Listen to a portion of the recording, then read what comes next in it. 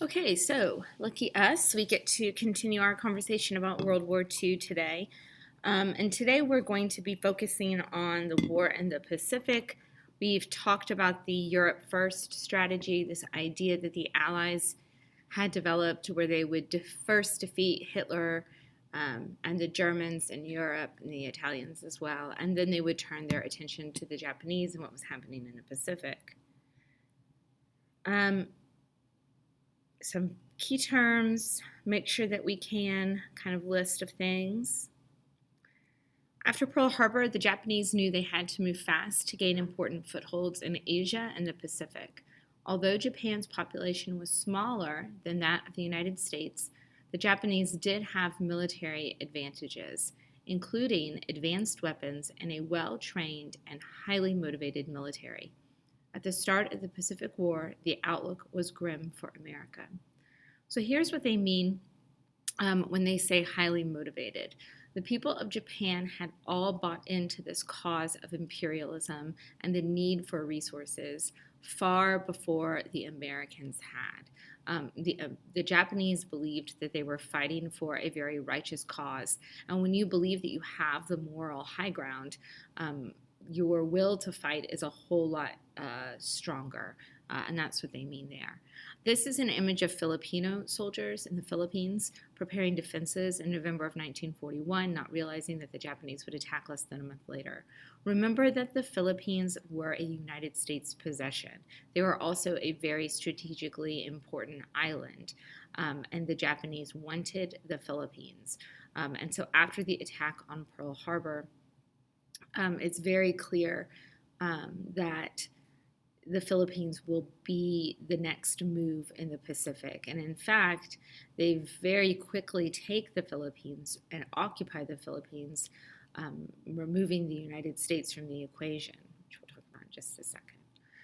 While the Allies pursued their Europe First strategy, they did not ignore the Pacific. Through May of 1942, Japanese forces continued to advance with seemingly unstoppable momentum, meaning that they are winning. There follows a list of possessions that they had seized.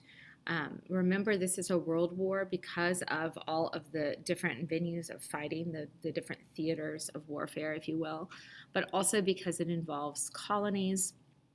And European countries have a lot of colonies in the Pacific, and Japan is seizing those, believing that they are Asian nations. They need to have an Asian sphere of influence and remove the European influence.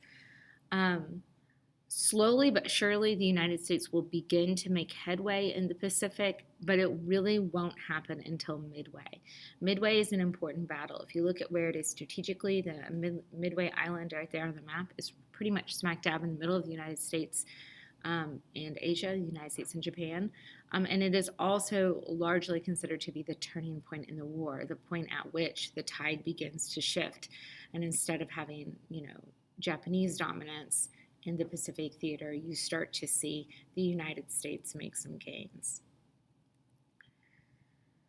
So this is a slide about the Philippines. The guy smoking the corncob pipe down there in the bottom left is General Douglas MacArthur. Sorry, I'm drinking coffee. It's General Douglas MacArthur, and he was the leader of troops in the Philippines. As the Japanese invaded, it becomes very clear very quickly that the U.S. forces in the Philippines are not enough to hold the island. And Douglas MacArthur and the majority of U.S. troops have to leave to go address other concerns. He famously says, "I came through and I shall return." He promises to come back and to liberate the Philippines. He does come back. The longest battle in naval history is fought in the Philippines, the Battle of the Light Gulf, in which the United States regains their foothold in the Philippines from the Japanese, but that doesn't happen for quite some time. And in the meantime, the Japanese perpetrate the Bataan Death March, which you guys have probably all heard of. It's a 65-mile march involving almost 80,000 men, both American soldiers and Filipino soldiers. Almost 10,000 of those men die because of the inhumane and very brutal conditions along the march. When MacArthur does return, I mentioned the Battle of the Light Gulf. He says, "People of the Philippines have returned. By the grace of Almighty God, our forces stand again on Philippine soil." He's still fighting for Manila in 1945. So the battle for the Philippines is not over quickly by any stretch of the imagination. This is a map of the Bataan Death March. You can see the route that was taken. You can also see some of it was by rail, but most of it was by foot. The Doolittle Raid is one of the most interesting parts of the Pacific Theater. It involves Lieutenant Colonel Doolittle and some men who take it upon themselves to fire on the Japanese mainland. They take off from an aircraft carrier, which is just an amazing feat. And their raid is successful here. I'm going to play a little video on it, and then we'll discuss it. The months following Pearl Harbor were tough for America. Much of the Pacific Fleet had been sunk, and Japan was on the move. But 70 years ago today, 80 Americans who became known as Doolittle's Raiders did the impossible and helped turn the tide. Nancy Cordes spent some time with 4 of the 5 surviving raiders. 20 vintage B-25 bombers flew in formation over Dayton, Ohio today to honor these 4 men and the feat they pulled off in their own B-25s back in 1942. Of course, the reason that we got away with it was the surprise element. 92-year-old Edward Saylor was 22 when he volunteered for a mission with a secret destination led by the dashing aviator Jimmy Doolittle. I thought we'd wind up out in Pacific in the jungle on a short runway. Thank you, sir. Richard Cole was Doolittle's co-pilot. At 26, he was one of the oldest members of the squadron. I think it was about 2 days at sea when the PA system came on and said, this force is bound for Tokyo. The plan was audacious. 16 B-25 bombers, designed to take off from much longer runways, would be launched from the deck of an aircraft carrier, bomb targets in 5 Japanese cities, and then land at Allied airfields in China because they were too large to land back on the carrier. 3 times I had to bail out of those planes. 95-year-old Tom Griffin was the navigator for crew number 9. These are fully loaded bombers taken off for the first time in a combat situation, and you had to go straight off of that deck. But they were spotted by a Japanese ship, so the attack was launched a day early, much farther from Japan than planned. We had to use the worst case scenario. Take off in the daytime, bomb in the daytime, and not have enough gas to get to China. So did you think this was a suicide mission, essentially? No, I expected to be shot down. Doolittle's crews hit their targets and evaded enemy fire, but they knew those Chinese airfields were out of reach. 90-year-old David Thatcher's plane crashed in the China Sea. We hit the water with the wheel down, immediately it turned us over. I was in the back and knocked unconscious for a while. All 16 crews either crash-landed or bailed out. 11 airmen were killed or taken prisoner. Doolittle thought he would be court-martialed. But when word of their bravery reached America, the raiders became heroes for proving that Japan was vulnerable to attack. They say we changed the course of the war in the Pacific. That makes sense. We probably did. It was the gamble he and the others took 70 years ago that first gave America hope in the dark days after Pearl Harbor. Nancy Cordes, CBS News, Dayton, Ohio. Please, if you have questions about the test, I'm here. You're welcome. I had that same question, so. Okay, get to work. So you got your notebook or your chart, your test. The test is anytime this weekend, and then I'm going to open that vocab thing on Monday morning. There. Reach out if you've got questions. Then, okay? All right. You're welcome. I was not able to do the, excuse me, I wasn't able to do the, there's so many efforts in HIPPO, because of the project, which I spent many hours on. over the weekend. It's fine. Okay. Yep, no worries.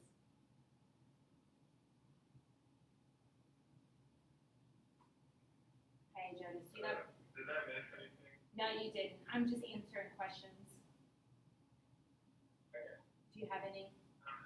Okay. All right. Good luck. Thank you. Bye. Bye.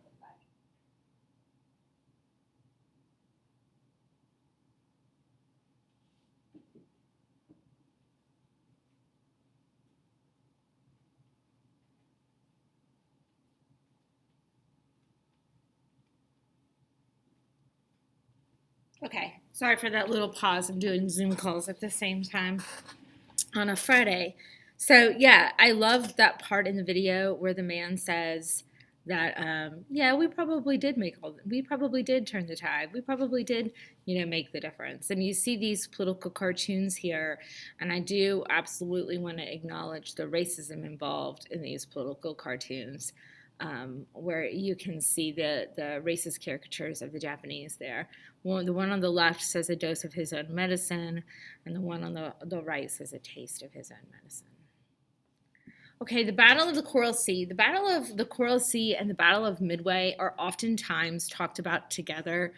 The Japanese had a secret plan to attack both at the same time. They believed that if they attacked one before the other, that it would give the United States time to sort of consolidate their forces in one area. But if they had like a surprise attack, similar to Pearl Harbor, I guess, but both at American supply lines in Australia and also the American fleet, which was stationed in Midway, then they could really sort of irreparably cripple the American forces in the Pacific. Because of the work of code breakers on the part of the Allies, the plan was intercepted, and the Allies were actually ready for this two-prong attack, which really made all of the difference in the world. So you can see the American fleet. This is the Battle of the Coral Sea map. The American fleet is with the blue lines. This is how they're moving, and the Japanese fleet is the red. And you can see, had they taken the Coral Sea battle, Australia very well could have been next. It is an air and sea battle. The Japanese lose almost all of their planes in this battle, and so it is a very crippling defeat for the Japanese. The men at the bottom there, it says the Navajo Code Talkers, mission not revealed until 1971. Just like the Japanese were using code in the war, the Americans are using code as well. The code they're using is actually the Navajo language, the Native American language. And they are able to effectively communicate with one another, and the Japanese are not able to break the code. But nobody knows the contributions that these men make to the war effort, the invaluable contributions these men make to the war effort until the 70s.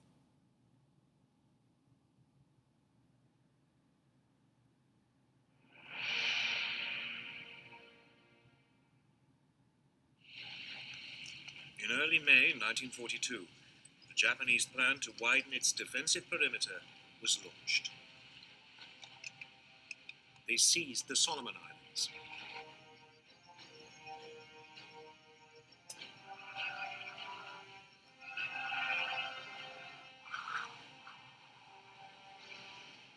Two days later, the Japanese carrier force entered the Coral Sea in preparation for the main assault on Papua New Guinea.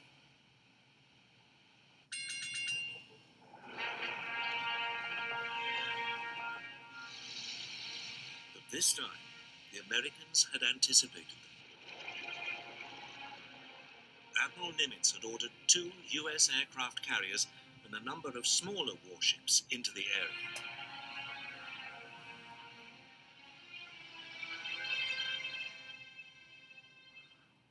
For 2 days, the rival fleets searched for each other.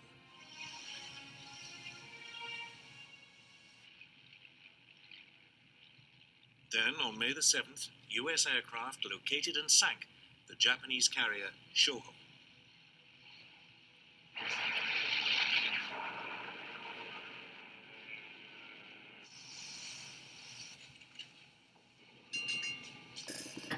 The Battle of the Coral Sea was underway.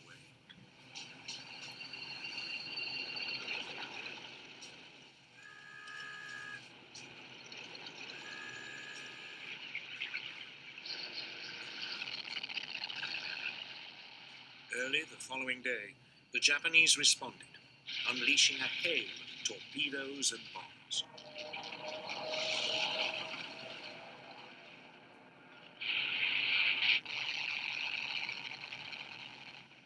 To begin with, the U.S. aircraft carrier Yorktown managed to avoid the Japanese torpedoes.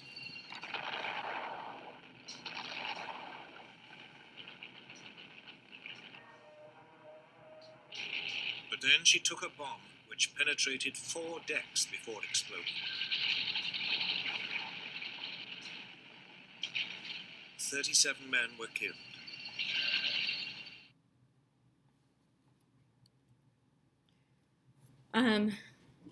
Let's see what I want to say about this.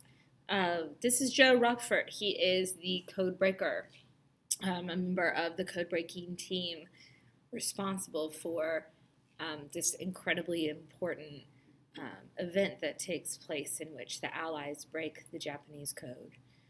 The Battle of Midway is a really significant turning point for the Pacific Theater, and I honestly think it's pretty easy to remember that because it's midway between the U.S. and Japan, and you can think of it as a turning point, sort of midway in the conflict. I mean, it's not necessarily exactly midway, but that's how it's helpful for me to remember what the significance of the Battle of Midway is.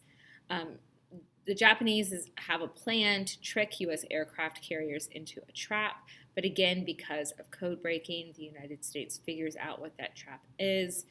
It is a significant loss of people and also of machinery, but it is particularly significant for the Japanese. As a matter of fact, it's such a decisive win for the United States that a military historian called it the most stunning and decisive blow in the history of naval warfare. And if we look at the casualty and losses, the Allies lose 1 fleet carrier, but the Japanese lose 4 fleet carriers. About 150 aircraft are destroyed for the Allies. 248 are destroyed for the Japanese.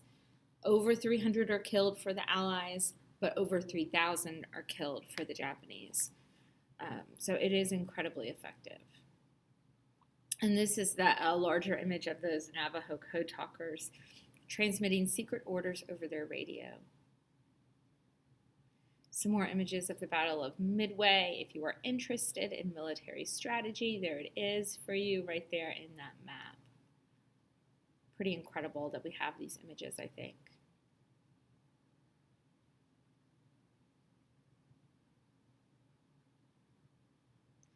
The American aircraft carrier USS Enterprise at left under Japanese attack during the Battle of Midway. Explosions from bombs and gunfire are visible as dark smoke in the sky. If you've ever wondered what a large-scale naval battle looks like on the ocean, I guess that it looks like this. Pretty incredible. To be continued.